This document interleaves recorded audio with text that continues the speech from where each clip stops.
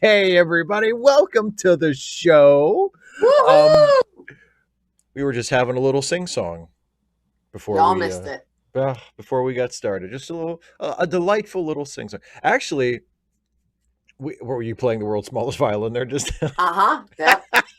Tiny violin. actually, we had a little bit of a sing song before we had our sing song just now because you came up with the brilliant concept of doing a mishmash of Leonard Cohen and REM. Well, I mean, one So made me think of the other, yeah. so everybody Eh, wins. Oh, there it is Oh, again. Everybody knows hey guys. sometimes. See you have to sing that because I Your voice can't don't go drop that it that low. low. You could do the Michael Stipe half though. Everybody Come hurts on, that's not bad, right? Um, sometimes. there you Stretch go. Yeah, that it's word. Nailed it. up and then down. Perfect. Nice. So how are you? Hold on. Is that an appropriate song for us to be to be Oh singing? God. Boy, yes. And the days are long. Ah, there we go. You're finding truth in the lyrics. I like that. Uh, At least today you didn't have students, right? Not in person. Yeah. Oh, yeah. Not in the building.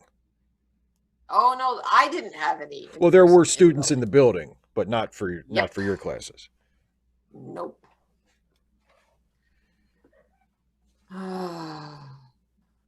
It's dismal. Yeah. It just is. No, They're I believe they're you. I mean, I don't remember if I was talking to you. No, I think it was when I was talking to one of the guidance counselors this morning about my seniors. I told her about the one because I think I told you about, or I don't know if I told you about when I was trying to engage them. Oh, I bet they are, Corey. Yeah. 4 day I weekend. was so this was in my homeroom where we're doing what used to be called character education and is now called social and emotional learning. It's the Okay. same thing. It's just given a different name. Um, and I'm saying, okay, so we watched this video about the importance of striving for your dreams and having passion and of following these goals, following meaning in your life rather than just getting a job to get a job.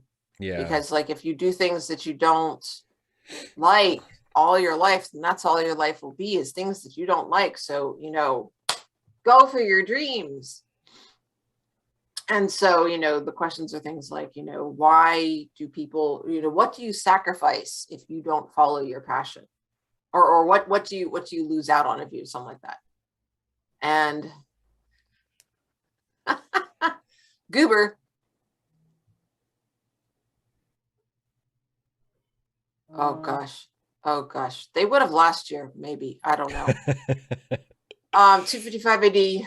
Now they're too exhausted to complain. No,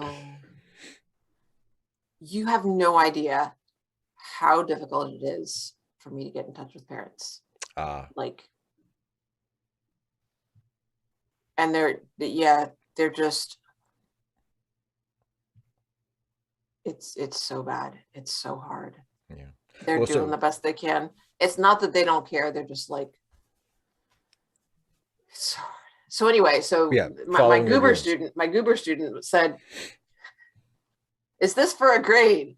And I'm like, "Dude, we're in homeroom. It's homeroom. There is no grade for this class. How am I going to give you a grade on this?" That's how you know you've really gone off the deep end as a student, though, and you bring your report card home, and your parents are like, "You failed homeroom." my goodness. This is the same student who last week complained that we were doing these things and said, no, none of the other homeroom teachers are doing this, with their homerooms. I said, name and shame, get out. Are you auditing other homerooms? Like, how do you even know? And well, they talk about it. And I was like, tell me one teacher. I said, I'm going to talk to him. And he named somebody. I said, so that teacher is not doing this with their homeroom students. And he said, no. I said, why not? He said, well, because she doesn't have a homeroom. And I'm just like, I like that struck me. So, but before I could say anything, the other students, it was like that scene in Galaxy Quest with the miners. Look, they're gonna help the little hurt one. Oh no, they turned on him. Oh my God! She doesn't have a home. No wonder she doesn't do anything with her homework because she doesn't have one. And it was like, okay, calm down. It's the end of the week. We're all really tired, guys.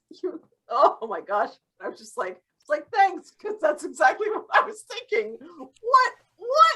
So anyway, same students like, is this for a grade? Just like, no, this isn't for a grade. But he follows up with, is, well, why should we do it if it's not for a grade? And I'm just like, breathing. I said, isn't learning important? But I was not prepared for this. The unison chorus of no from everybody in the class. America's future, including these are all seniors. Yeah, so they're ready to get out of here. Like, yeah, and that was the phrase that was used. We are just, we are that was my way of describing it. The class valedictorian said, we're just here for grades and graduation. We just want this to be over. And I mean, here's the thing. He is a lifelong learner. He's curious. This is the student who, for one of their whatever Wednesdays, asked me, wrote down as his question. You can ask whatever you want as long as it's school appropriate. I'll do my best to answer. He wrote down as his question, what's the connection between 60 and time? Yes. Why is there 60 seconds in a minute? Why is there 60 minutes in an hour? Who came up with that and why? I was like, I'm going to have to look into that. Good question. Yeah, it was a really inventive, creative, thinky type question. And just, And now he's like, we're just here for the grades and the graduation. Let's just. But it wasn't bitter. It was just, truth to power, speaking truth to power. It's like, look, and that's what I told the guidance center. I said, they are like crawling, not even crawling, but like scraping their bodies across, dead grass to get to the finish line. It is, I'm just like, I mean, and y'all are guidance counselors. I mean, there's weariness in their eyes. I'm like, but I mean, I can't explain what it's like to be in a classroom of these students who are just like, so, I mean, just the apathy is different. Yeah. There's not the carelessness to it that I expect from 15-year-olds. They're just so weary, and I can't make it better. And it's so hard. Well, so something tells me that if we're not being graded, why should we do it? Kid was not particularly receptive to the follow your dreams shtick. Well, that was one of my meetings today, because I set it up yesterday because I was like, oh my God, this is just so like I sort of wheedled them in, most of them, to answering some of those questions about, I'm just like these videos, they ain't doing it. But I do want to talk with them about it tomorrow and say, look, guys, the videos are cheesy. Oh, see, 25580, I did not know that, because I think I came up with, I said, this is what my guess would be. Because it's essentially, it's kind of like a combination of Imperial and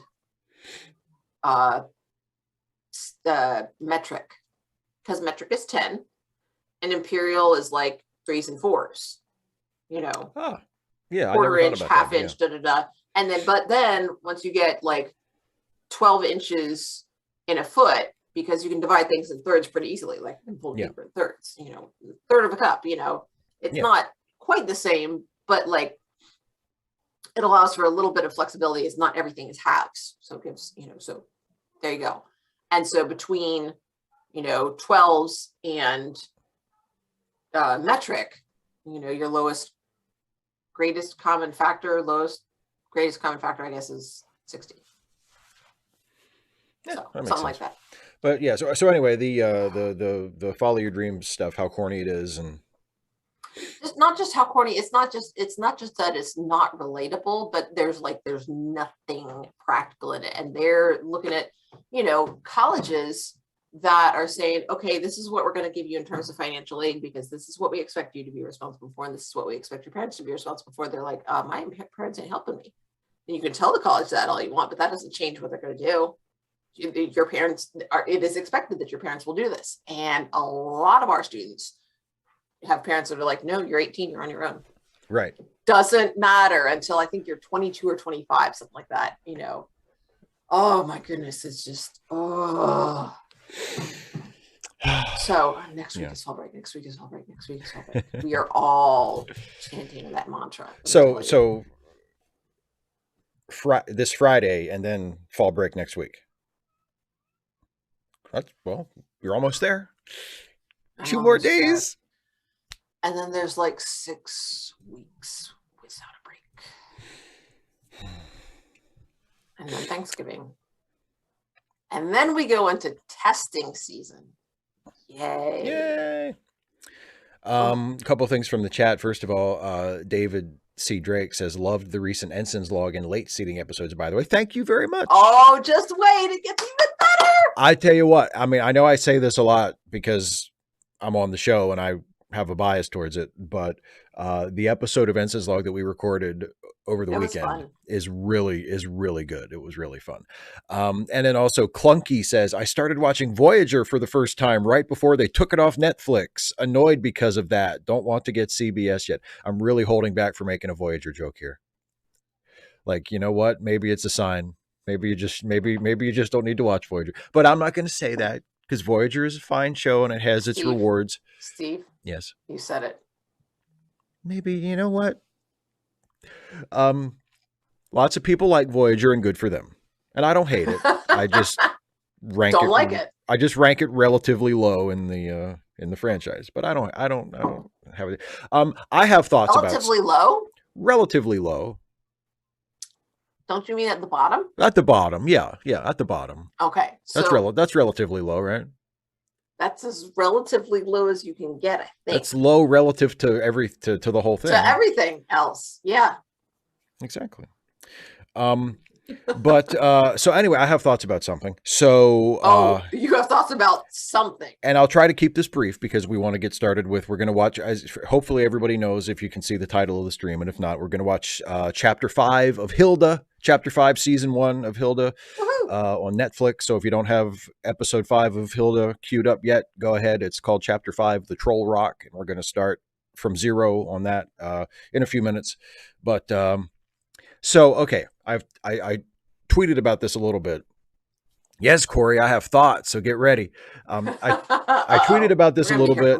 I tweeted about this a little bit, and I posted a meme that I made, and I posted it on Facebook too. So I don't know if some people might have seen it. And Dana, I don't know if you saw it or not, but I haven't been on Facebook today. Well, then you haven't go seen ahead, it. Please. You might have seen it. I don't know, but anyway. So WWE put up produced a little choose your own adventure movie for Netflix called Escape. Wait. Yes.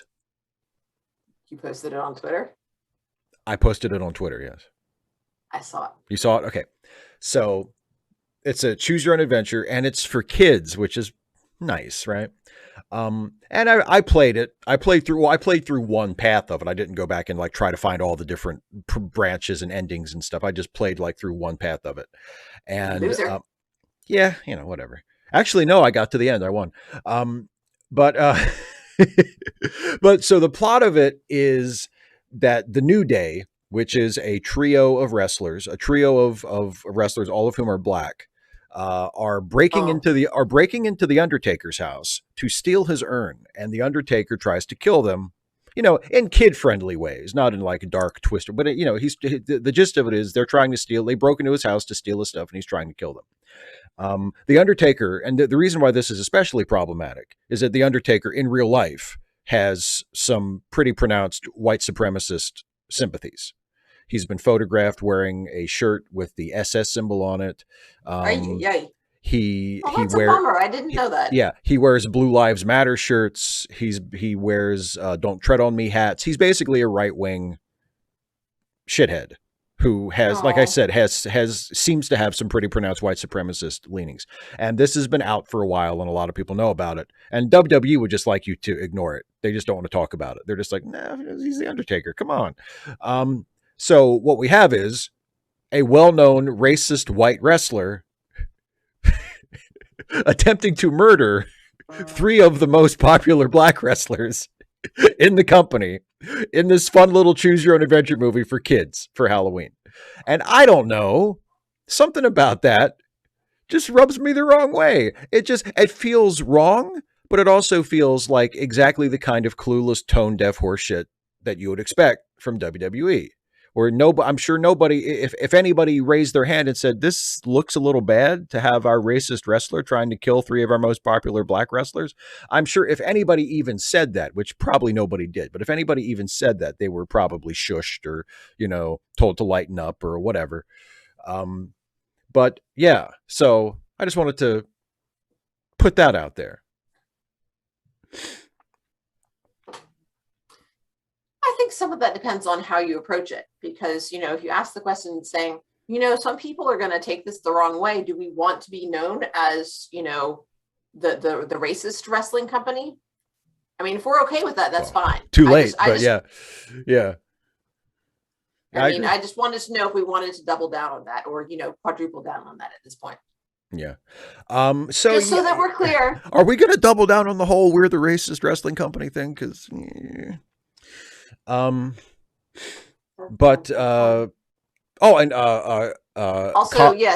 it's good to see you. Hi, Sarah. I don't know if you still see this or if you've already popped back out, but it's good to see you. Yes. And Colin in the chat says, is Voyager worse than Lord of the Rings? It's not worse to sit through. The nice thing about Voyager is the episodes without commercials are a nice 45 minutes long. So instead of like 3-ish hours. So I would much rather you give me a choice between watching, and you know what? And they're so breezy and so they clip along usually pretty well that, you know what? I'll watch 2 or 3 episodes of Voyager in a row before I watch a Lord of the Rings movie. Because I won't feel like I've been run through a meat grinder at the end. So I would much rather. I'm familiar with that feeling. Well, but in a much more visceral sense. But yeah, boy. Give me the choice between watching Voyager or watching Lord of the Rings, and I will choose Voyager every single time.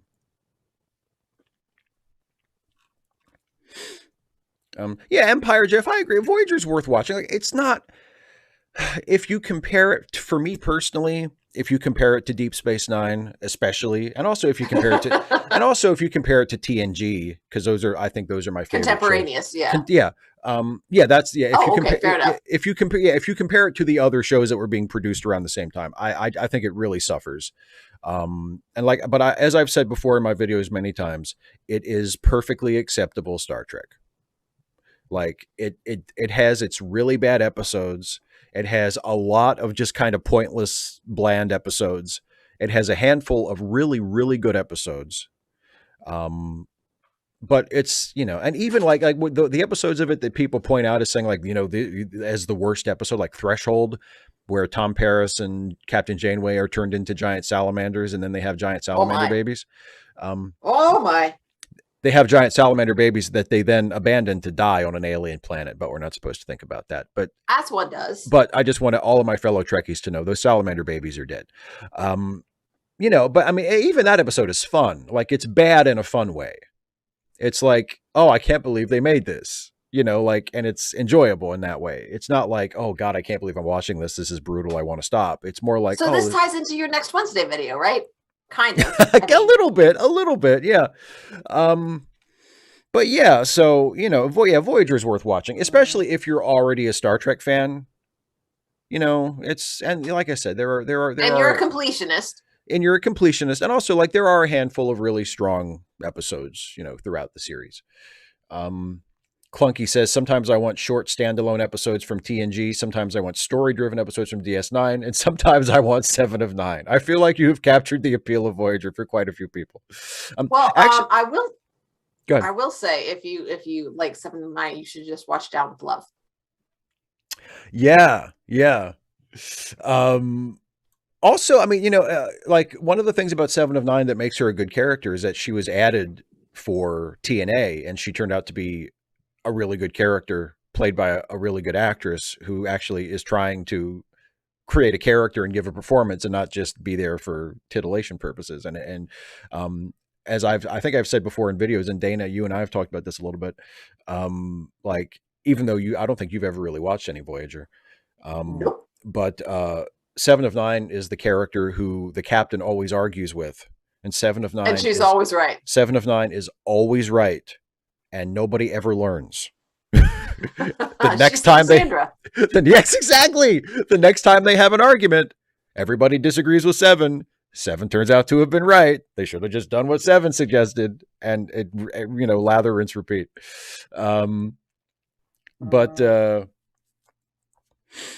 So yeah, shall we? So it's kind of like, did you guys ever watch the show?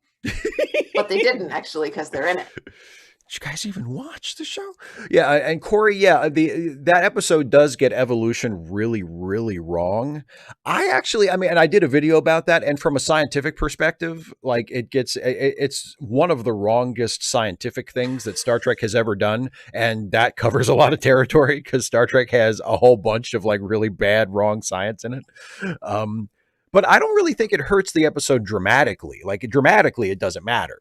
Like, as a TV show, who cares whether they present evolution correctly or not? But if you're looking at it from a scientific perspective, oh my God, they get it completely wrong. So as opposed to just somewhat wrong.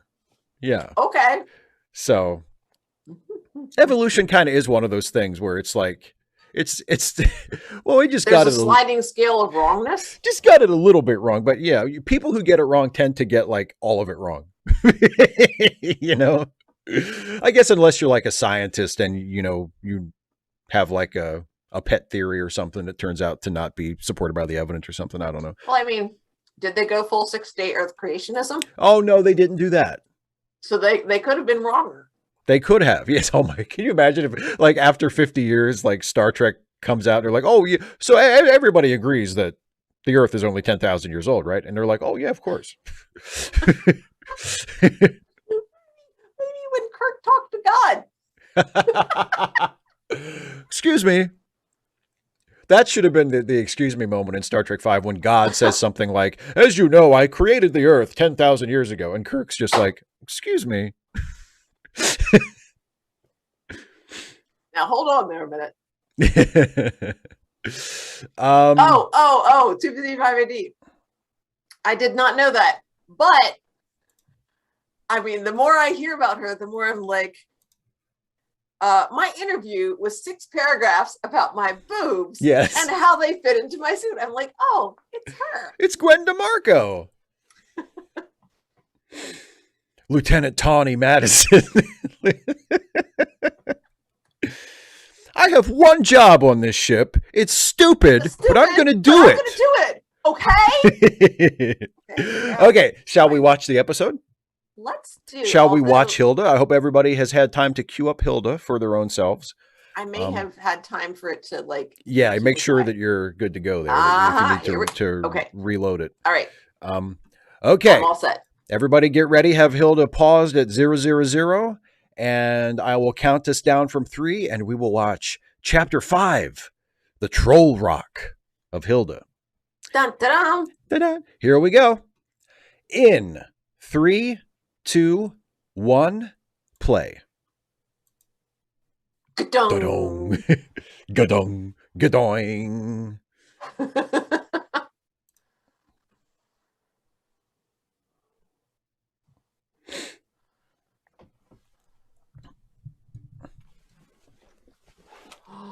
That looks like one of them troll rocks.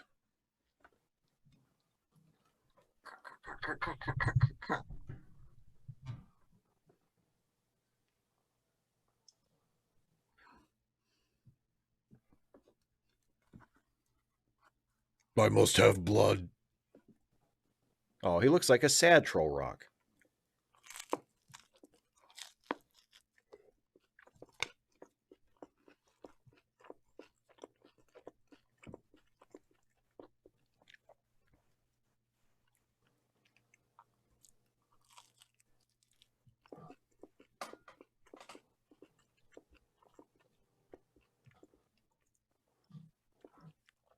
Yeah.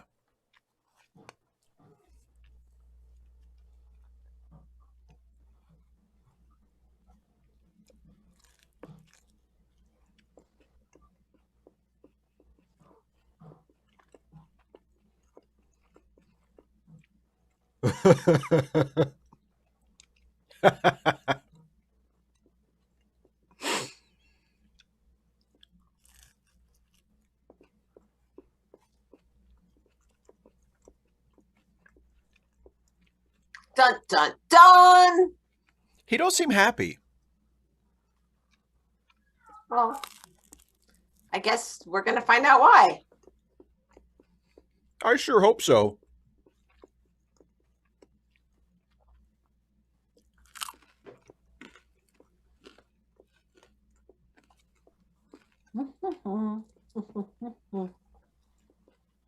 Pizza. I know, Corey, right? So dramatic. And then thunder and a flash of lightning. And to make a long story short, too late, one by one you all arrived. Oh man, is this a parent-teacher meeting?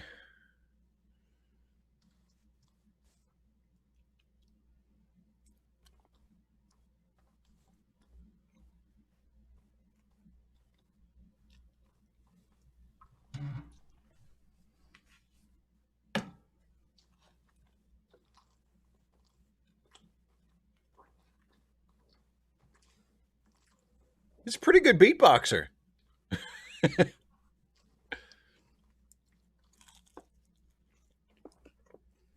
Oh, that's no good.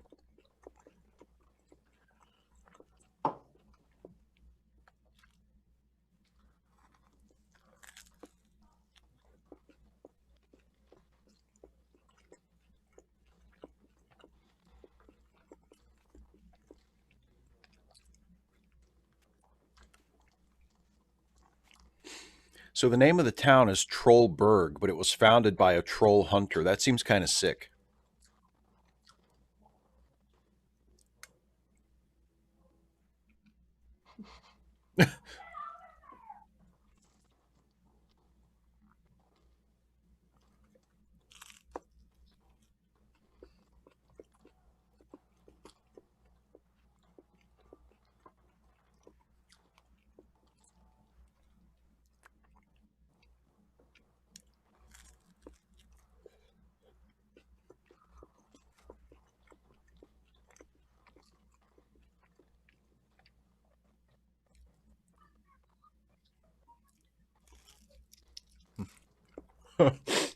Oh boy.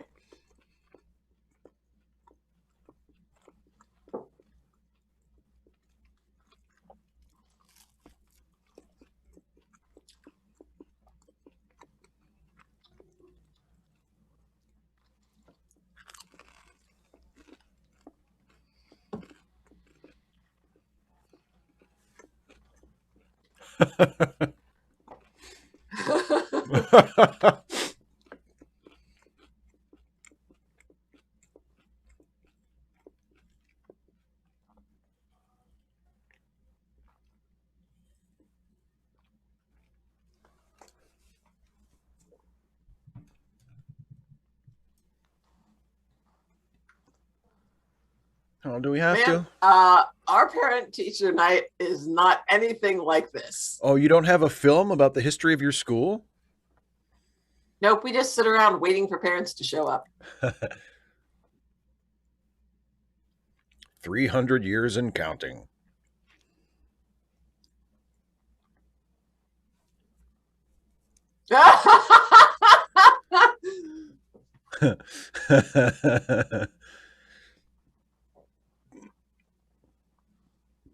Oh, thank God.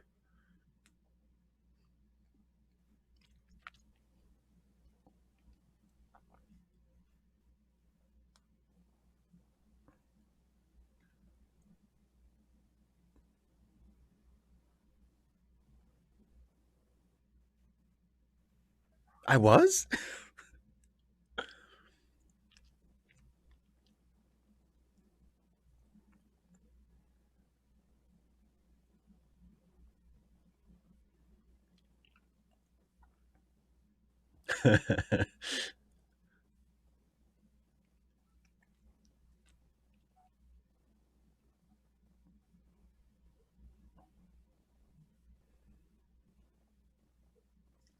I keep it now.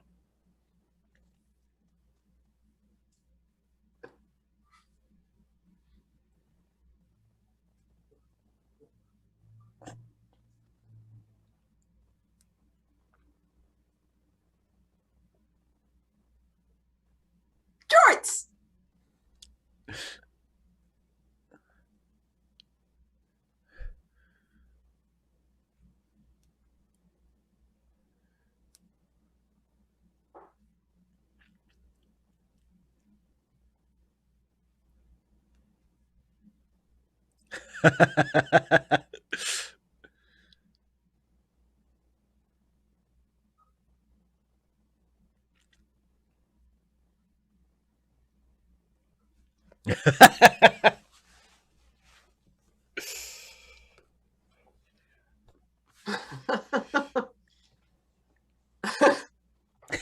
No one else was bothered by that apple thing. Yes, but 255 AD, do they have a film about it?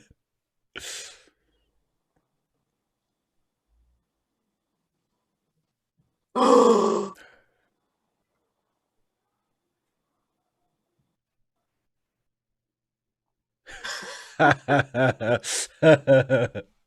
Oh, that's good. Oh, that's such a good joke. I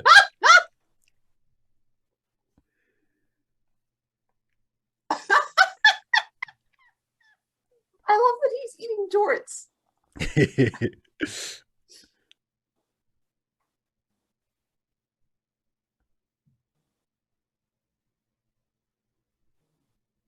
They can't see me.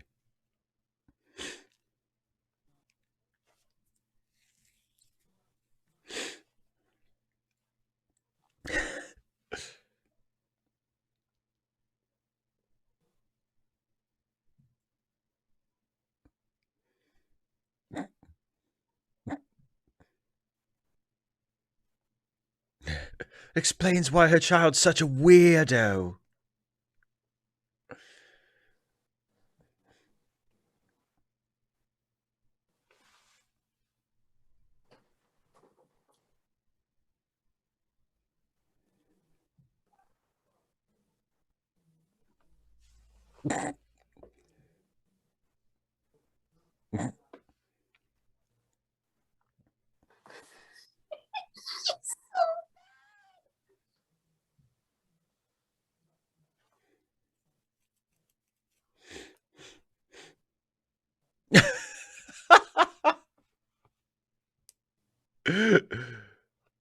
Oh, David.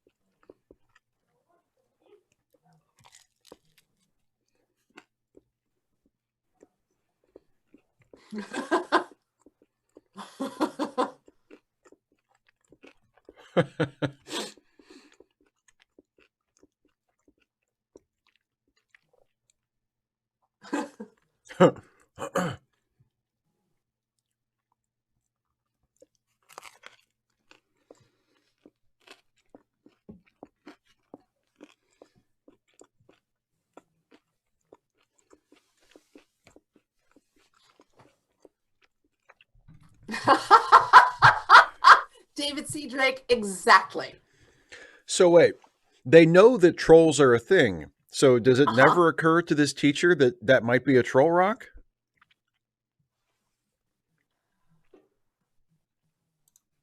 Privately. 225 AD. Sorry, I forgot to put the time code on. It's on there now. We're at 12:35 remaining. Sorry about that. Started the time code and forgot to put it on screen.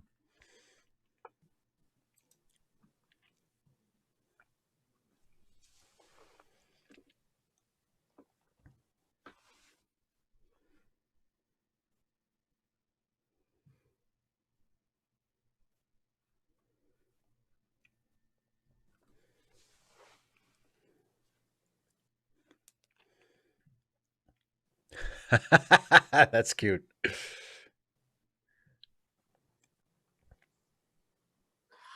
Oh, those parents.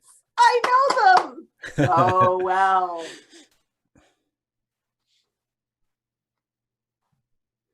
What am I saying? You can't hear me.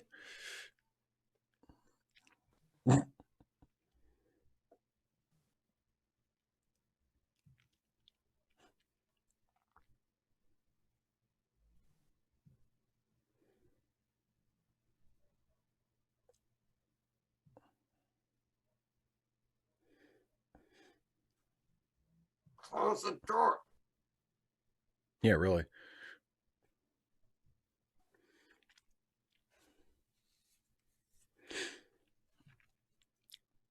Oh, this is going to be bad.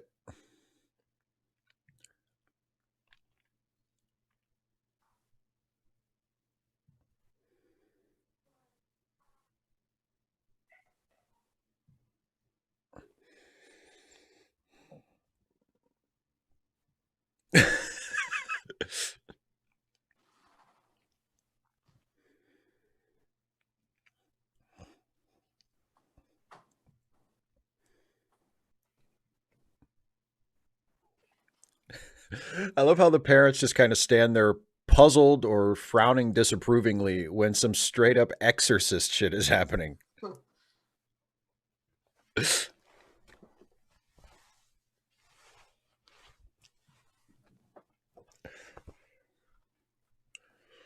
David C. Drake, exactly.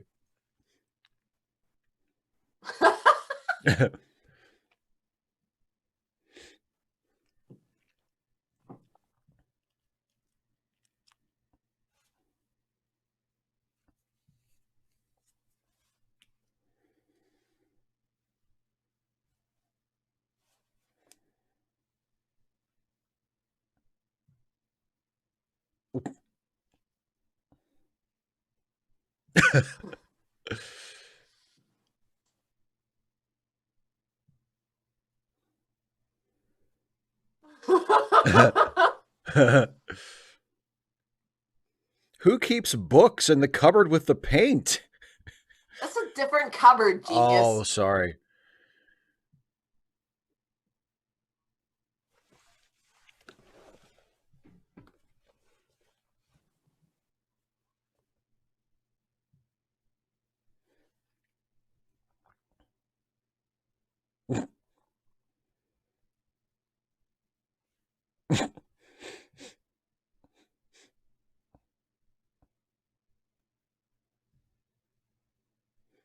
Be right back.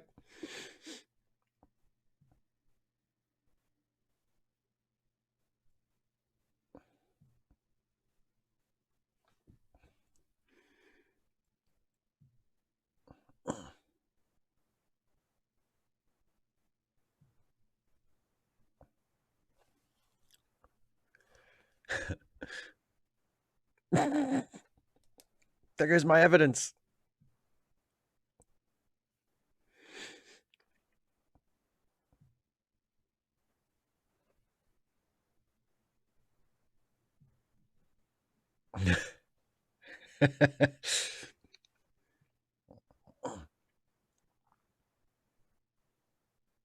Yeah.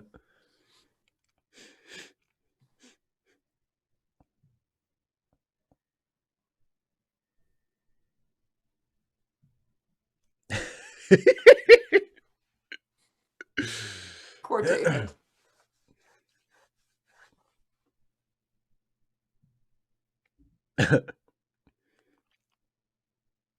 But he's thirsty. Come on.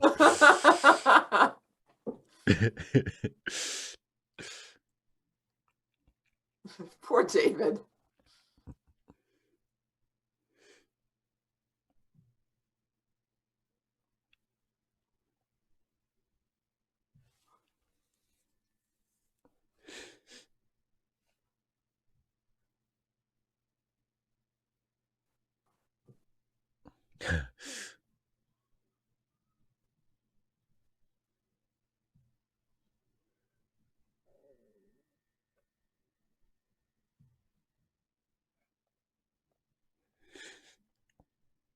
Why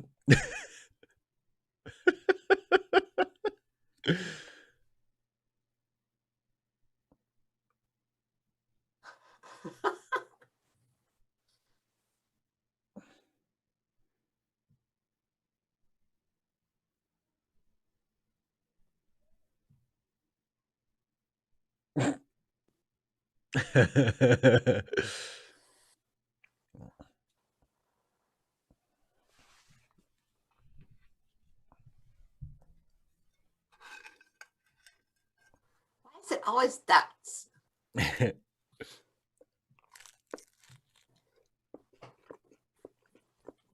Well, then why aren't they prepared? Because they're shitty Sparrow Scouts. Apparently so.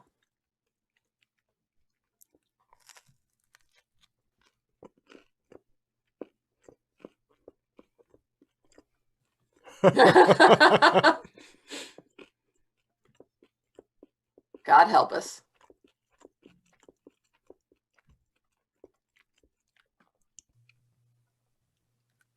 I don't know.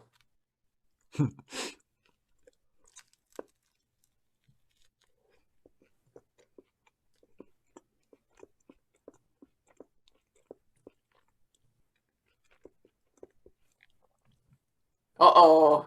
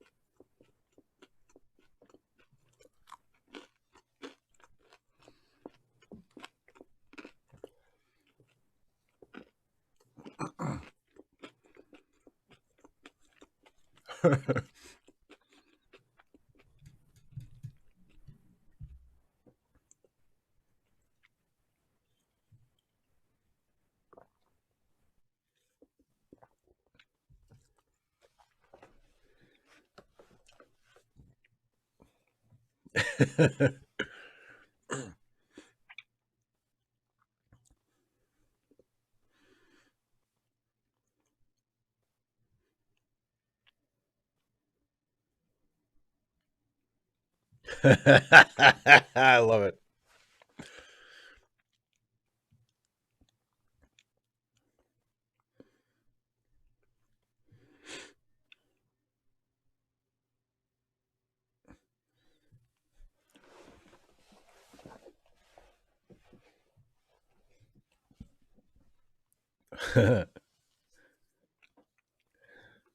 This is a crisis.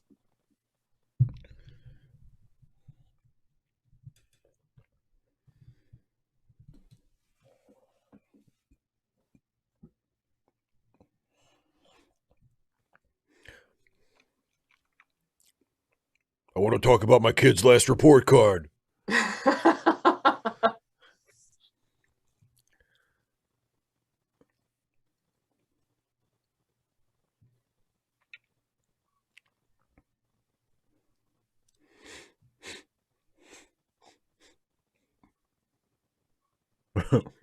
uh, you're welcome.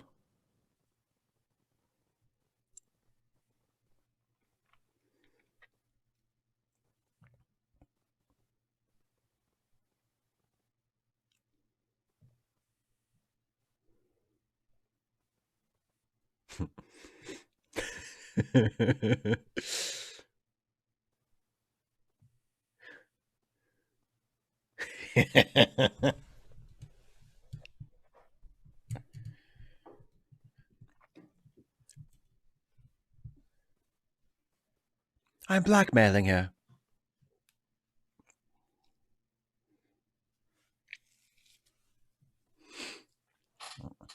I love the principal.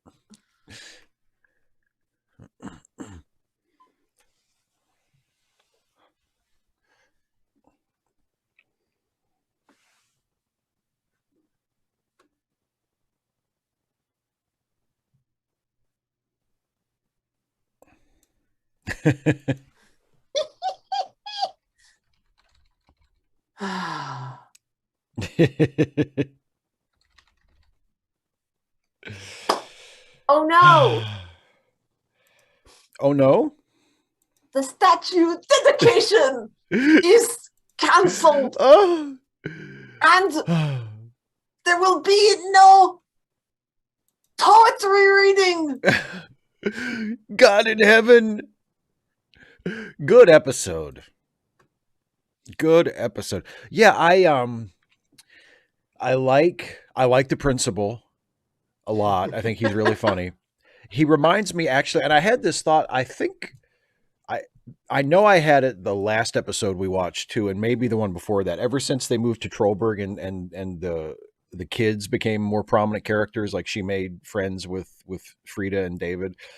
Mhm. It's reminded me a little bit of Bob's Burgers and the kids stuff in Bob's Burgers, the stuff that centers on Tina and Jean and Louise. Um, in a good way, because I love Bob's Burgers. It's one of my favorite shows. And the principal feels like he could almost be a Bob's Burgers character. He feels like like a like a cross between maybe like Mr. Frond and the librarian voiced by Billy Eichner, who because he's a little too like loud and kind of big and but he really reminds me of like a Bob's Burgers character, and for me that is definitely a compliment because I love Bob's Burgers. But it was it's really funny. I love the sick little detail that they named the town Trollberg and it was founded by a guy who's known for killing trolls. It's almost like, I mean, I know this is it's set in Europe, but it's a very American thing. You know, it's like we're gonna genocide all the Native Americans and then name our town after their tribe. You know what I mean? It's like, Yeah. okay, is that good? Should we do that? It's like we're gonna kill all the trolls and name our town after them. To be AD, Hilda is absolutely disruptive. Oh yeah, she is. Yeah. she's very Hilda. disruptive. Hilda.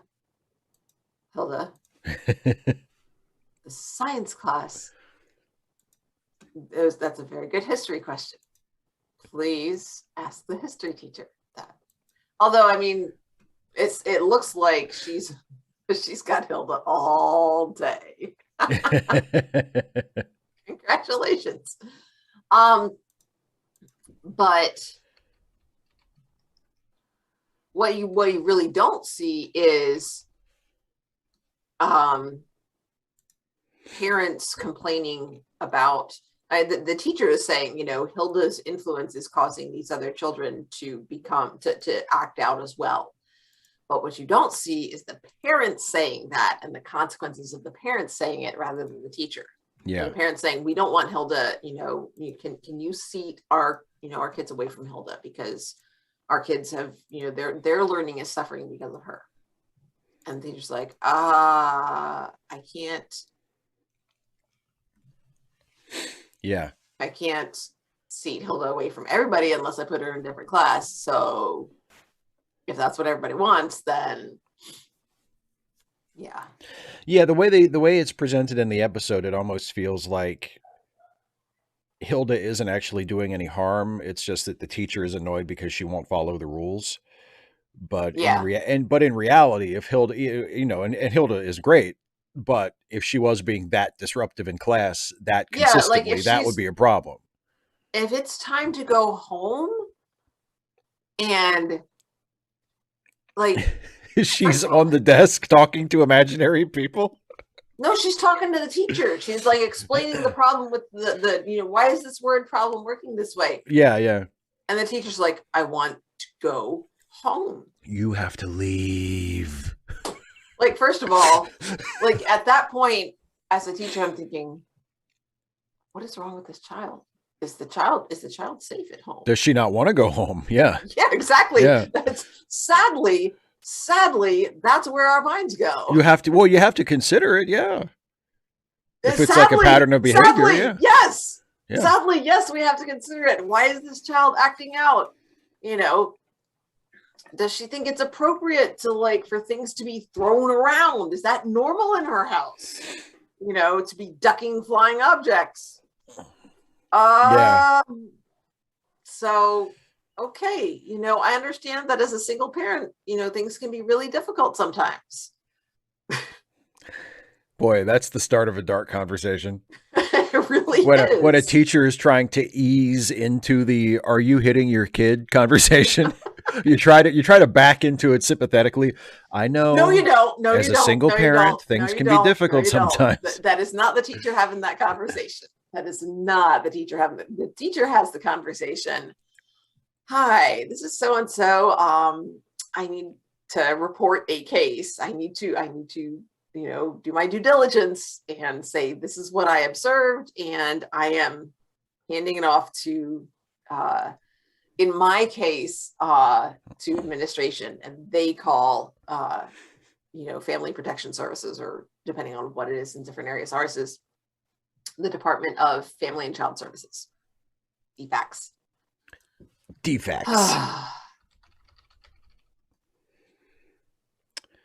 And yeah, I think so. Oh gosh. 28580. Yeah. Well, because the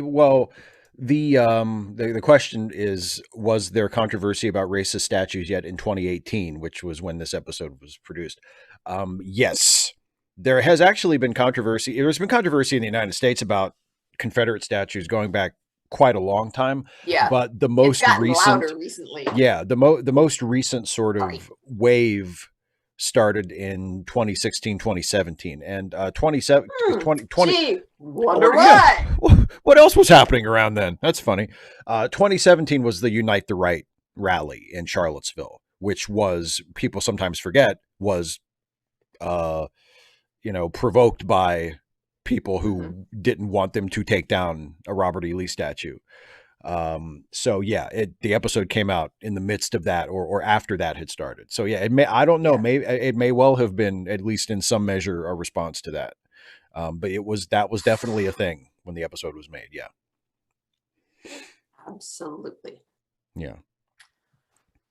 And it's too bad we don't have gigantic trolls made out of rock in this country that they can just wake up and walk over to the statues and eat the racists. Oh, yeah, or eat the racists too. That would be fine with me. Absolutely fine. We need more racist eating troll monsters in this country, I think. Would they really be monsters though? They wouldn't be. They'd be heroes. They'd be angels. Not all heroes wear capes. No, they're not angels because they don't have wings. They're made of rocks. Not all heroes wear capes. Some of them are just giant stone people that eat racists. They only come out at night. Yeah, Days 255 AD. are much too bright. 255 AD, exactly. I've used that analogy. Actually, I got into the last really really big fight I have had to date with my dad was several years ago at Thanksgiving about Confederate statues, where I compared them to what you just did in the in the chat there. I compared them to putting up statues of Nazis, or flying the Confederate flag to flying the Nazi flag, and we had a huge fight about it at the Thanksgiving table, where we So how basically. long ago?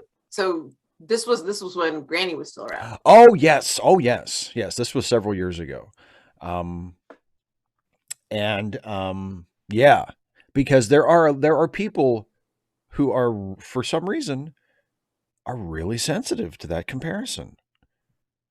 Like if you point out that, maybe it's not, at the very least, maybe it's not all that much of a stretch to compare the open slave state that started a war with the rest of the country to try and keep its slaves because it wanted to keep its slaves that much. And it even wrote it into the Constitution. If you can say that they're not all that different from Well, Nazi Germany. the difference is that in the American South, the genocide had already happened. And they Yes. didn't want to, they wanted to profit from the people that they enslaved. That's They right. didn't want to kill them off completely. That's right. In Nazi Germany, it was because Jewish people were scapegoated by violent, psychopathic, fascist white supremacists and blamed for all of society's problems, and their elimination was viewed as the solution to all of those problems. Mhm. Whereas in America, it was about capitalism. and specifically in America, it was about the rich white people not wanting to have to till their own fields or pay people to do it. Pay people to do it. Pay people to do it. They just wanted to have slave labor that would do it for free, and that's why they went to war. Yes. So yeah. Boy, oh boy. Yeah, Philip Kehoe has a good point too. The Nazis were only in power for 12 years. The slave trade happened over a few hundred years. Yeah, and the after effects of it are resonating still today. Yeah, exactly. Yeah, they literally studied American eugenicist policy. Oh yeah. Policies. There's a really good documentary about the eugenics movement that was on PBS a few years ago, and if anybody subscribes to the PBS channel, like the PBS, it's basically the PBS streaming service. I think you can pay like $5 a month and you get access to all of like the old shows and stuff on the PBS like Roku channel and stuff, or on the website. And I think it was an episode of The American Experience, and it was about the eugenics movement in the US in the early 20th century. And it's really interesting and really depressing, because part of it is that it was used as an inspiration for a lot of the scientific racism that underpins Nazi Germany. Yeah. Yep. Yeah. Hey, Caitlin, you're just in time. You missed the episode, but now we're talking about Nazis. Isn't that fun?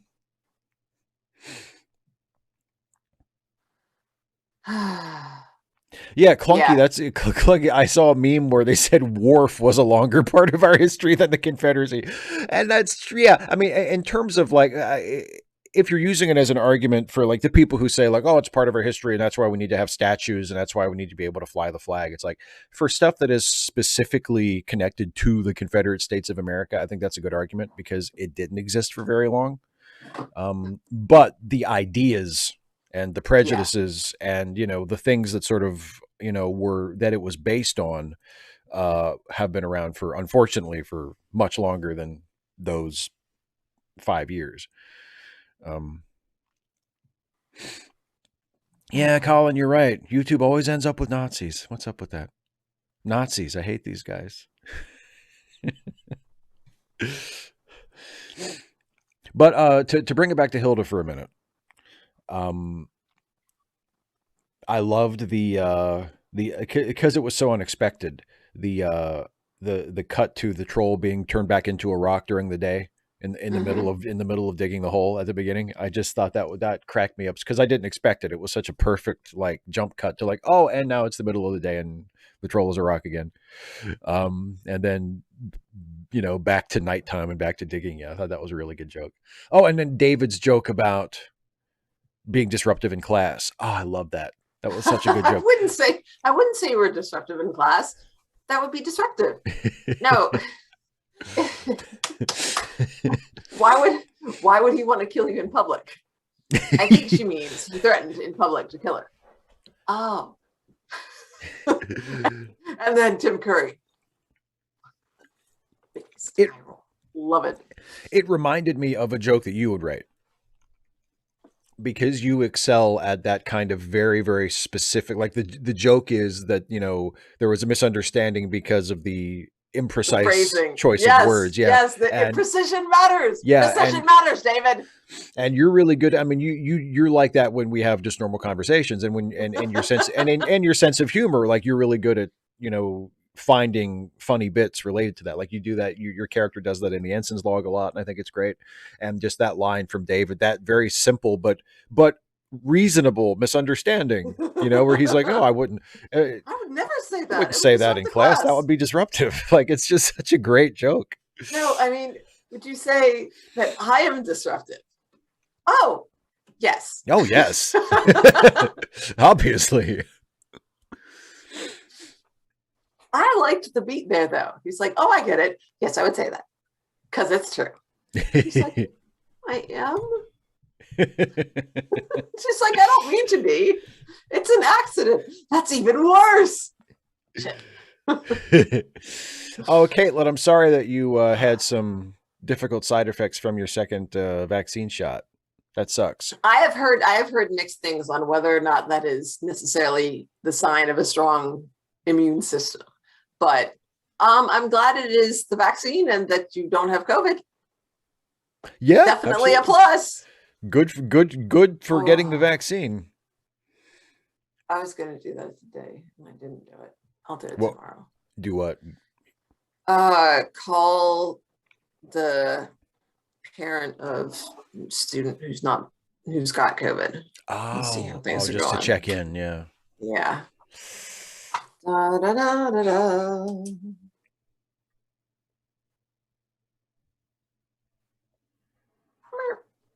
So I've got planning at the end of the day. I can call then. Not be waking nobody up. Unless from a nap. Good question from 255 AD there for you. I don't think that's necessarily mattered because she's attempted to redirect Hilda's behavior specifically every time. And Hilda doesn't seem to care. Yeah, and part of it is I don't know that, like, we don't know that Hilda that the teacher has necessarily said Hilda. I don't remember because there was something she said about Hilda needs to make sure that she follows procedures, like in a general sense. And I don't remember if she said that to Hilda or if she said that to Hilda's mom. But yeah, that's the thing when you're doing it, like when they were doing the troll drill and Hilda's like, this wouldn't actually help. And I'm just like, I mean, if there was a troll in the room, no.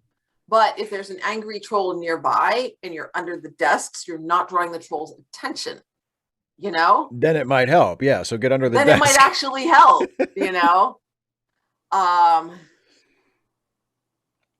Well, and just like, I mean, I'm not someone who believes that we should teach kids to just be obedient for the sake of it.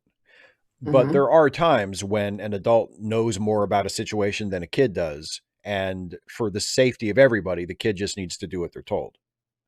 And yes, and the teacher had been made aware of the situation that Hilda was not, socialized into this setting.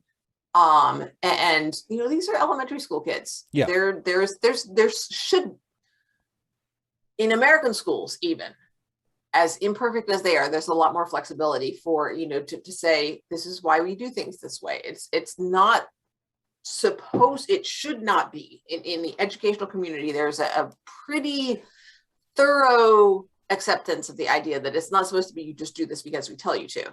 Right. There should be a basis. We all do this. We all do this so that, this is our procedure. So we know what to do, what's expected of us.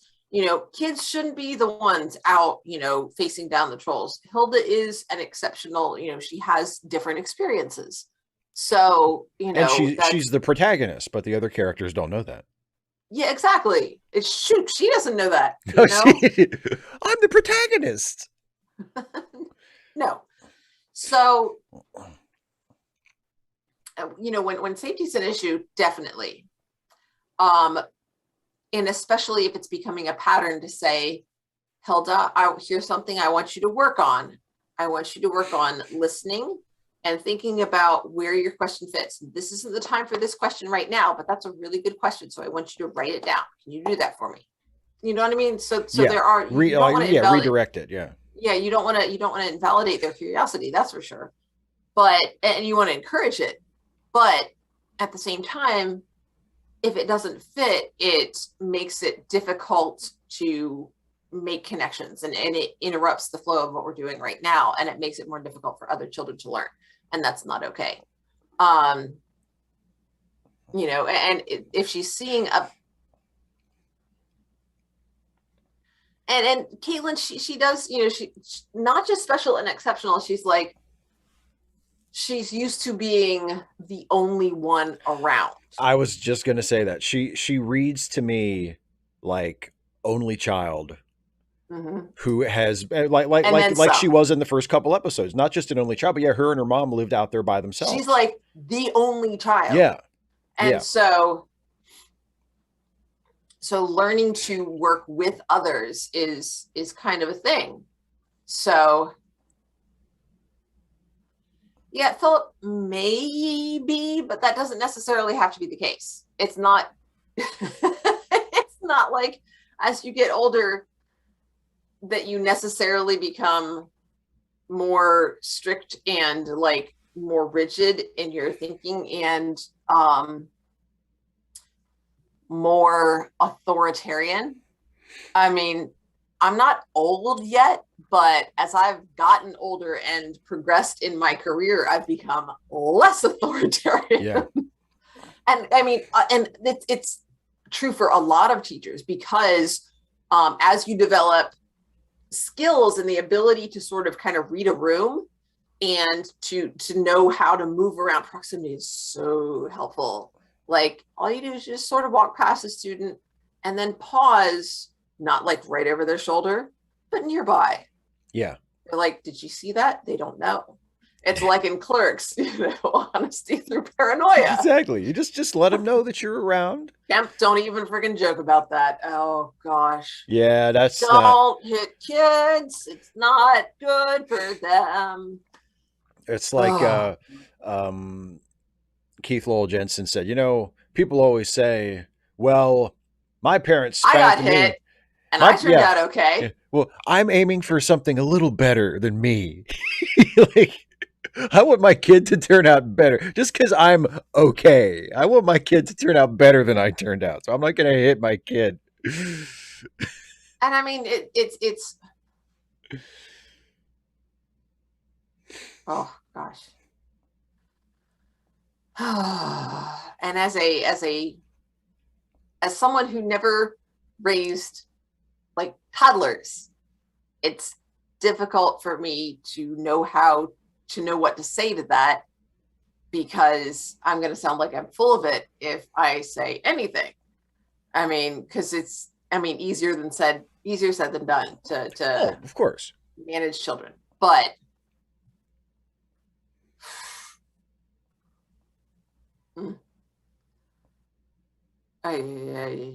well, yeah, I mean, and there are situations, and I think parents who spank their kids often fall into this category.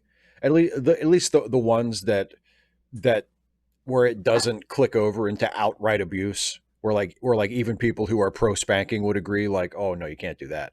Yeah. um it's one of those situations where like you can still sympathize with the person doing it, but that doesn't mean you approve of what they do. Like I totally get, especially if you yourself were raised by parents who spanked you or spanked Hmm. your siblings or whatever, and that's just part of your concept of what being a parent is in your head, and you have like a really unruly child, or you're really stressed out and you're trying to get your kid to listen and they won't listen, like I can sympathize with the impulse to just want to grab them and smack them on the ass and say, listen to me, right? That doesn't make it okay. Hmm. It means I can sympathize, I can understand how you get there emotionally, Yeah, but it's but not it doesn't make it necessarily, it's okay. not, it's not necessarily that. Like, I mean, I was spanked as a kid, and the way it worked was like, we would be told that, okay, you're getting the spanking. But it was never immediate. Like, it was never immediate. They made you wait all day. No, not all day, just until they had calmed down and they knew they wouldn't be reacting emotionally. And then there was, physical spanking. And then afterwards, why was that not okay? What led to this? And I still love you was always the last part of it. And See, that so, that feels even worse to me than spanking someone out of frustration or out of anger. I can understand spanking someone out of frustration or out of anger when mhm, when, when it's like calculated retaliatory. like that.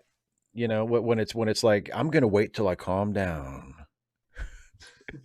and then I'm gonna spank you deliberately, and then So, you yeah, know, but I I think mean, that's there's, even worse. But I mean, yeah. And I mean, that's, you know, that's why I'm just not retribution is just not effective. yeah, It sets. Yep. there that was a part of the. I think I mentioned to you the documentary I watched about the weight loss church. Ugh. I think was on HBO Max, but the last episode of that focuses on their teachings to parents, which are terribly abusive. Mhm. Um, and they interviewed a woman who, back in like 2003, I think, when she was like in high school, she worked as a babysitter for the church, and the church would hire babysitters to watch the kids so that the adults could go do church stuff, right?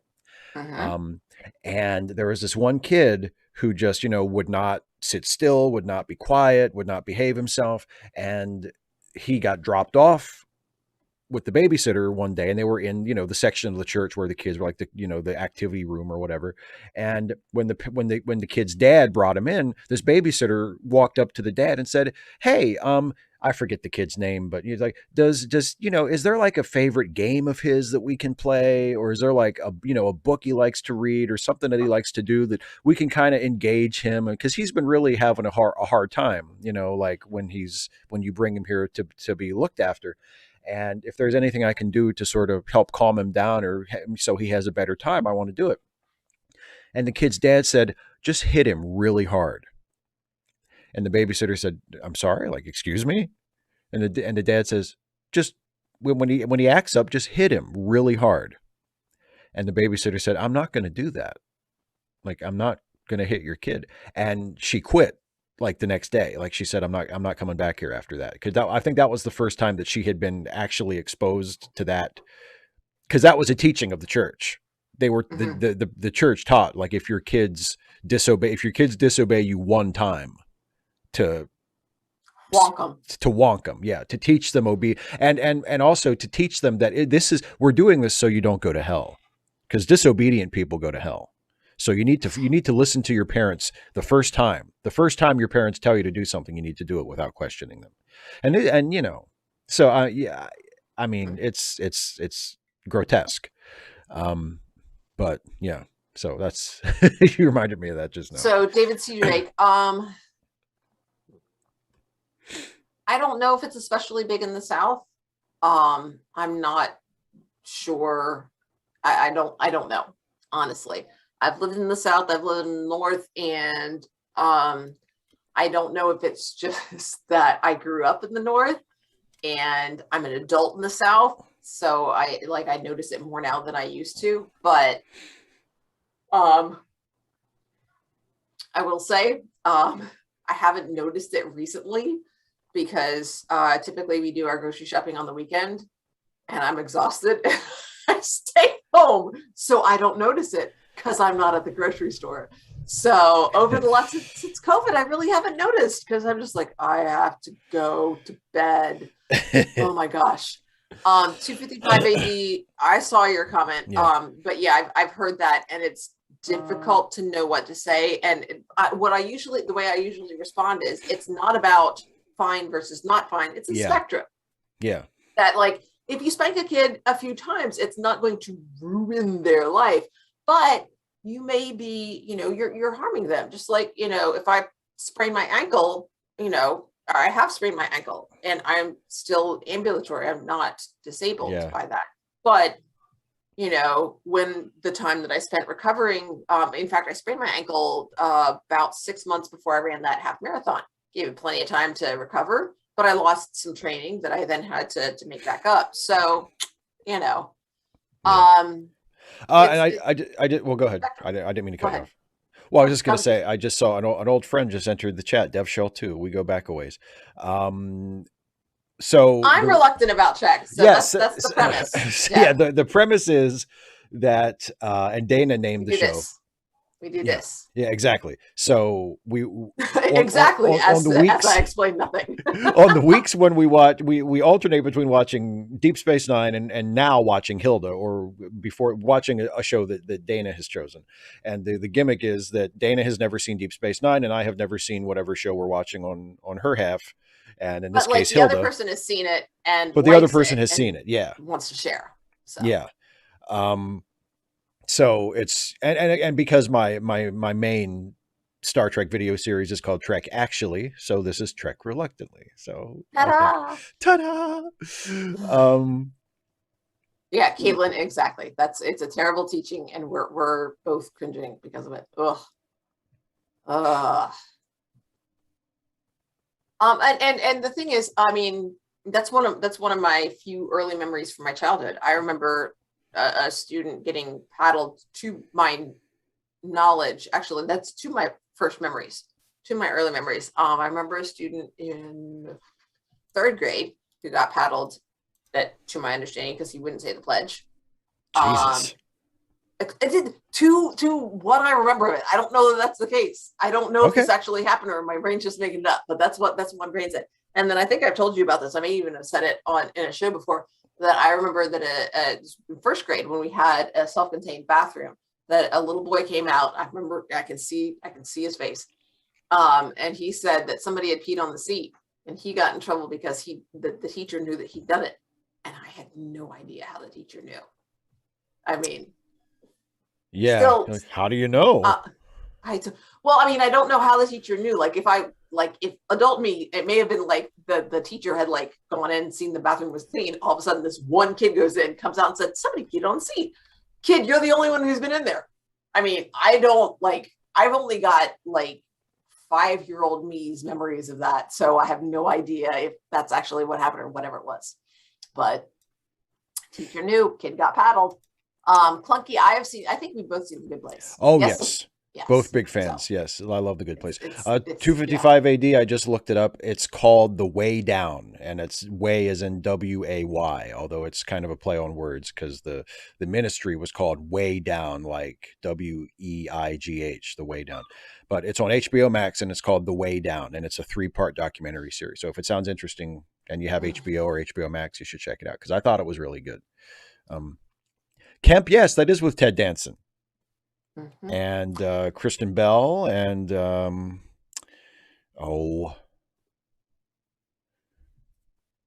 can never remember anybody else's name. The giraffe. Well, yeah, but and the dude who plays Chidi, I can never remember his name. I don't know that I've seen him in anything else. I don't. Ted Danson and Kristen Bell are the only two that I've seen in something else. But yeah, The Good Place is fantastic. The Good Place is fantastic.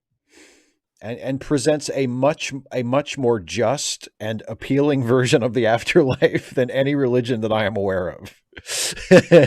William Jackson Harper. Thank you, Clunky. Yes, William Jackson Harper plays Chidi. That's worse. You get that, right? You realize that. You get why that's understand worse. how that's worse, right? He's so faced. His delivery is perfect. That's actually worse. Caitlin, I will say that I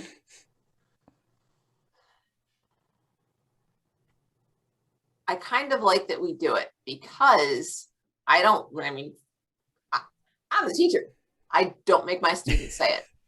Yeah. I don't make them. They are. It comes on the announcements in the morning, and they say please stand. They do the moment of silence first, and they say please stand. And I don't even always stand up. And I'm an English teacher, and one of the writing prompts that I give them is about the pledge procedure. And I say, the prompt is, some parents have said that, it's not right for us to do the pledge every morning, to force students to listen to the pledge every morning. They want to just get rid of it. And then another group of parents is counter protesting, saying that we should make sure that all students actually say it. And, but, then of course there's the way we currently do it. What, if anything, do you think should change, and why? Whatever procedure you advocate for, explain why. And I get some, interesting answers. All three options, depending on, which students, what their experience is. Pretty cool. I find it fascinating because, and I don't know what your experience was as far as the pledge in high school, but you and I are about the same age, and we grew up in roughly the same part of the country. And after my freshman year in high school, I never said the pledge except on Veterans Day, when we would have a Veterans Day assembly, and they would lead everybody in the pledge. Like, we'd all be in like the auditorium and everybody. But for morning announcements, I never said the pledge. I would stand up, and look at the flag, or, just be quiet and just stand there with my hands behind my back. But I never said the pledge, and it was never an issue. Nobody said anything about it to me one way or the other. And nobody that I knew of or heard about in my school gave a shit about it. Yeah. Like, it was not an issue at all. Like, if you had asked most students of their opinion of it, they probably wouldn't even have known what to say. It was like such a non-issue. It's just strange to me that, or just, it's outside my personal experience to imagine that students would be invested in it one way or the other. They're not like passionate. Very rarely do I get students who are passionate, and usually it's ones who are saying, I think everybody should say the pledge, generally because they have close family in the military. And so, the whole fighting for your country thing, they're just like, my dad was away for this amount of time, and, I didn't get to see him because he was fighting for our country's values. And, and there are so many people like him, and that sort of thing. And again, these are kids. They're getting to be adults, but they're not there yet. And so they're it's still, for those particular kids, it's very personal, and they're connecting it to not seeing someone they love. So I can kind of see where it's coming from. Yeah, especially in the mind of a teenager, you're exactly. You're not fully formed yet. Sometimes, having watched A State of Mind, where they have the state radio in every house in Pyongyang, an apartment in Pyongyang, and it's having the announcements at all is just it. Having seen that, it's very much like that. Like, there's a loudspeaker, and when administration wants to talk to you, they will talk to you. It's like, you can't, because they make that point in the documentary. You can turn it down, you can't turn it off. Just like, it's like our intercom. And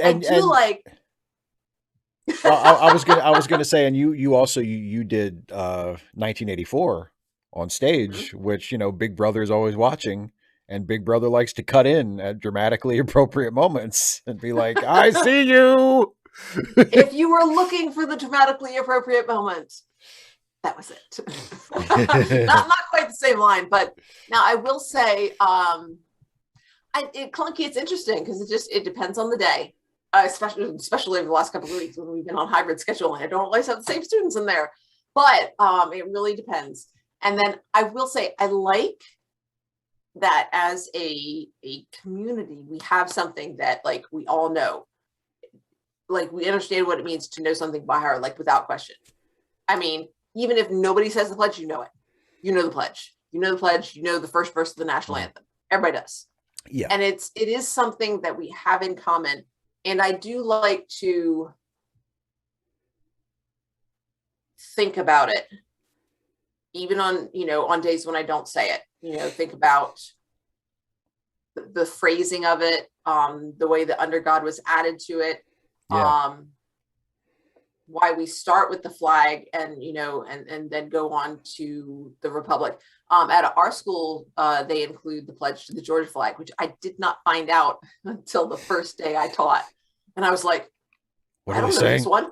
I didn't grow up here. I don't know this. I was just like, crap. Do I have to say this? Okay. Is it expected that the teachers join in or we get in trouble if we don't? I was like, I don't know this. I'm not from here. I'm an outsider. So yeah, it's, but I disagree that it's pointless, but because those values, and especially because there are different things that we say, the pledge of the Georgia flag is not the same. It's I pledge allegiance to the Georgia flag and to the principles for which it stands. Right. Wisdom, justice, and moderation. And that's always, always fun, those three. Why those three? Why in that order? It's just, is moderation really that important? I mean, I'm nothing against moderation. It's a good quality to have, but is it like the top three? Yes, easily.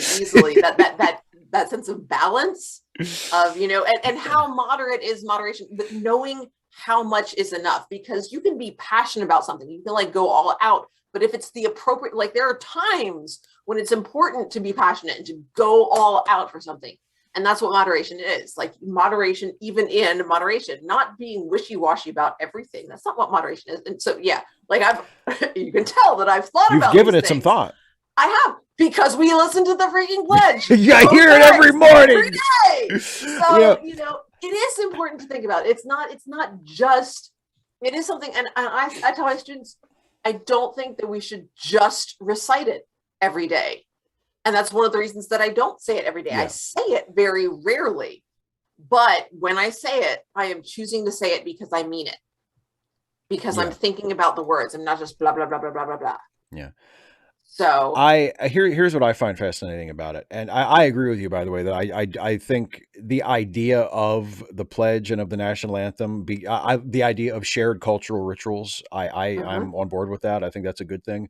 I feel like maybe we could have a better pledge and a better national anthem, but the idea of having those things that everybody knows, shared, I think that's a good thing. The thing about the Pledge of Allegiance, the only other thing that we've really got is the alphabet. Yeah, that's it. Everybody knows that. But the thing about the pledge that I find interesting is, we're taught to say it, and everybody's taught to say it in the same way because we say it as a class or as a group. Mm-hmm. So it's always the same rhythm, and that imparts a sense of poetry to it. Even though if you read it, it's the least poetic thing imaginable. It's purely functional. It's I pledge allegiance to the flag of the United States of America and to the republic for which it stands. Well, I know, but there's that. Well, that's what imparts that sense of being poetic to it. But the actual words on the page are not poetic at all. They're dry and functional. It's like the way everybody recites phone numbers, at least the way everybody in the United States recites phone numbers because of the number of digits that phone numbers have. It's always, da da da da da da da da da da. That's how everybody does it. With the Pledge of Allegiance is da da da da da da da da da da da da da da da da. Like it's the same rhythm every time, and it's sort of it feels like something that I don't really think it is. Like it's not poetic, but we say it as though it is. It's not. No. It's not poetic. It's choral. Yes. Good. Yes. It's choral. That's what choral reading does. And I'm trying to remember, there's an article and it was talking about the way of building community, of doing things together. And it's been really recent. It may have been in my investigation into like how to not burn out and not develop worse depression. Important. But it talked about doing things together, or maybe it was about building trust, like organically, doing things together. And it talked about I want to say no, it was one of the new articles by my dude.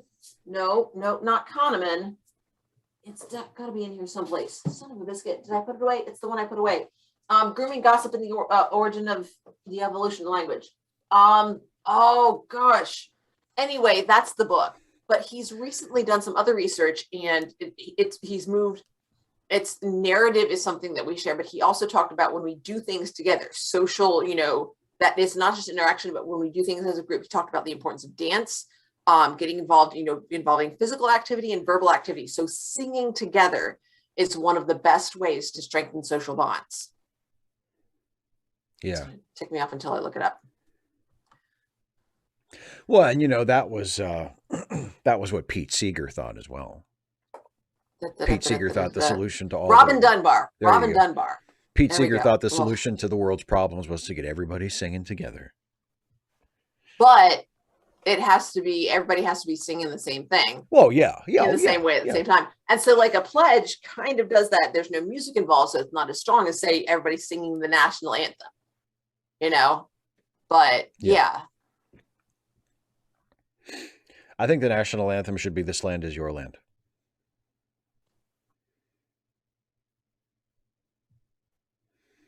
No, you're not with me on that. I think "This Land Is Your Land" would be better than the Star Spangled Banner. I think it's more representative of the values that we say that we have, whether we actually have them or not. Mm-hmm. Exactly. Yeah.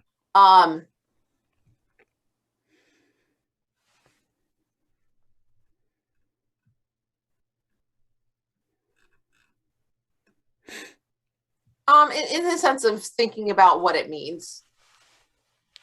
I know, it's not an oath that anybody takes seriously, 255 AD. It's really not. The pledge, yeah. Yeah. Nobody treats it like a binding oath. So,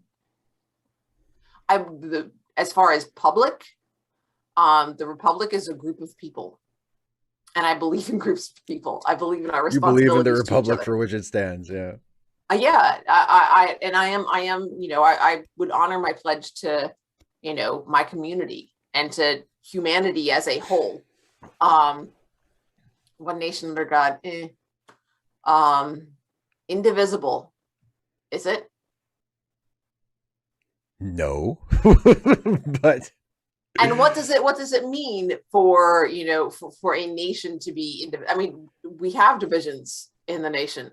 Right. We got states, we got like regions as well. So what is that? What does that mean? Yeah. And yeah, the addition of under God, as somebody who has gotten away from faith, and especially from worship. Yeah. What that means, and especially, considering the number of people of different faiths and of, no faith in this country, what does that mean to them? Yeah. I think in my case, it means understanding, and I think I do understand what faith means to people, and respecting that and honoring that. I think I'm cool with that. Yeah.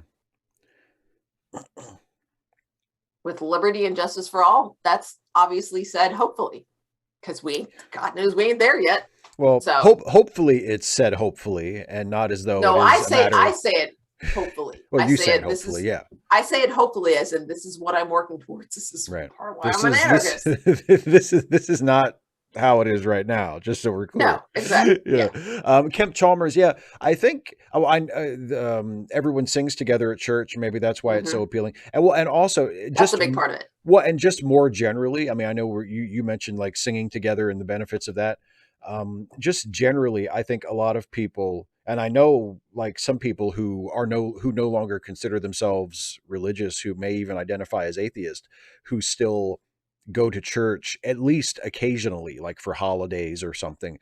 And they will say it's because of the ritual. It's because, especially if they come from a faith tradition like Catholicism or Episcopalianism, or so, where the church service itself is very formal and very traditional. They take comfort in that.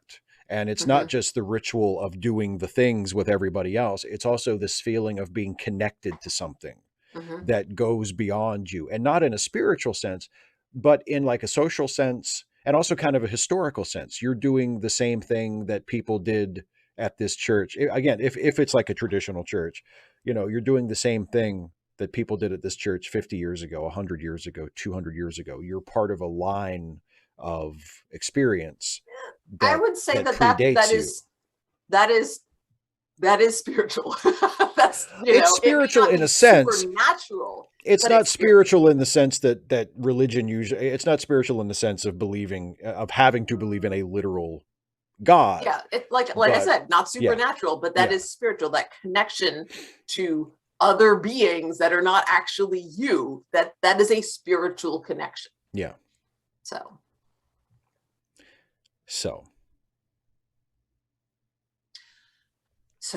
Shall we yes. Shall we bring the festivities to a close? Let's do. So before we wrap up, and I go to watch wrestling because it is Wednesday night, and you know what that means.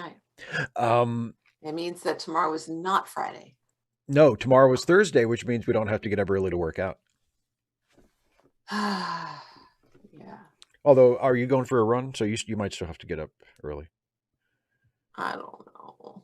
I'm sorry. Me anyway, too. Before we wrap up, I want to mention the charity links, and thank you, Corey, for reminding me. I was getting there. Charity links in the video description that are maintained by our pal Some Random Geek. Charitylinks.page is the address, and if you have a few extra bucks laying around and you want to help out someone who needs a helping hand, who has fallen on some financial hard times, the charitylinks.page link will take you to a Google Doc that has links to PayPal's and GoFundMe's and other crowdfunding campaigns and bail funds and all kinds of stuff that can help out people in need. So we would encourage you to do that if you are of a mind to, and if you can afford it. Also, don't forget, if you want to support the work that I do on my channel, you can either become a member by clicking the join button or by going to patreon.com/Steve Shives and becoming a member that way. And every little bit helps. Even if you can only afford $1 a month, it really helps me out and helps me to keep doing what I do. And also, don't forget that Dana has her own YouTube channel. I do. Yes. I do. I don't have a way for you to give me money, but instead you can leave comments. I like those. I like those a lot. You live on comment currency. At least online. Not completely. Not completely. Yes. Spiritually. Spiritually, I do. There you go. Bringing it back around. Bringing it around. Yeah. I'm very fortunate, actually, that my bank does not accept comments as currency, because then I'd be even more broke. You don't get as many as you would like. I really don't. So watch Dana's videos and leave her comments. She deserves to have more comments. Or just leave me comments and don't even watch the video. She doesn't. You hear that? I mean, they're good. Don't get me wrong. I like my videos and I'm proud of them, and I appreciate the work the way you help me out, Steve. But whatever. You can just. I came here to leave you a comment, and I haven't even watched your video, and I'm not going to. So there. Okay. Thanks. Thank you. I'll be like, Steve, I don't know if this is this a troll? Yeah, it's hard to tell sometimes, isn't it? It is. Also, don't forget that Dana and I will be back on Friday for the next edition of Read Away. I would totally show you the book, but it's not here on my bookshelf. It's in my school bag. Well, there you go. But the book is Quicksand. The book by Nella Larson. By Nella Larson. And if you want to join us on Friday at 6 p.m. when the same time we 5 start. Central. Yeah, there you go. We'll be reading like they used to say on TV. Yeah, when people watch TV and they didn't just stream everything or DVR it. We'll be reading chapters 10 when we'll have already read them and we'll be talking about them. Chapters 10, 11, and 12 of Quicksand. We will not. We're not going to read them right by then. Yeah, we'll have read it, presumably according to plan. So yeah, we'll. And then, God willing and Jesus tarries, the creek don't rise, and none of that. Lord willing and the creek don't rise. We'll be talking about chapters 10, 11, and 12 of Quicksand by Nella Larson, a landmark novel of the Harlem Renaissance. Be here at 6 p.m. Eastern Standard Time. Or Eastern Daylight Time, or whatever the hell kind of time it is. I don't know. And a week from tonight, we will be back for another Trek Reluctantly, where we will be watching Deep Space Nine. Deep Space Nine. And we are skipping a couple of episodes ahead for the first time. So we will be watching. Dun, dun, dun. I know. We will be watching episode 7 of season 2, which is titled Rules of Acquisition. So get ready for that one. Does it feature Quark? It does feature Quark. How did you guess? I'm such a good guesser. How did you guess? Because of the title. Because of the title. Because he likes acquisiting. He's quite acquisitive. He is. He's quite acquisitive. So he's that's acquisitioneer. He's acquisinacious. Yes. Sure. Thank you, Clunky. I'm glad you could join us. And Dev Show, I'm glad you could join us too, my friend. And everybody else as well. So, yeah, that's it for tonight. We'll see you on Friday, and then we'll see you again next Wednesday for the next episode of Trek Reluctantly. Lord willing and the creek don't rise. All that good stuff. All right. Thanks for joining us, everybody. Or, the oceans and the whole thing. Everything's fucked. Anyway, goodbye, everybody. Bye. Thanks for coming.